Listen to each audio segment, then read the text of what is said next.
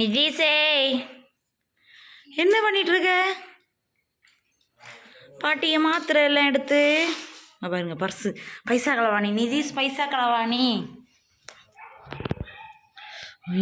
நிதீஷு பர்ஸுக்குள்ள நின்று அடிக்க. அவங்க பாட்டி உடம்பு சரியில்லை. அவங்க பாட்டி அங்கே கிடந்து தூங்குறாங்க. நீ ஹாஸ்பிட்டல் போயிட்டு வந்து இப்போ தான் தூங்குறாங்க. நிதிஷு அவங்க பாட்டிக்கு பர்ஸை எடுத்து பைசா களவாண்டுட்டு இருக்கான். பாருங்க, நல்ல பிள்ளை நிதிஷ். பைசா களவானில்லை, மாத்திரை எல்லாம் எடுத்து எடுத்து உள்ளே வைக்கான்.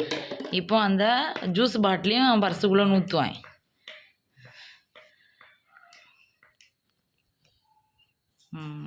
நான் சொன்னேன்ல, பர்ஸுக்குள்ளே ஜூஸ் பாட்டில் ஊற்றியேன். மாத்திரை எல்லாம் உள்ள வை மக்கள். பாட்டிக்கு மாத்திரை எல்லாம்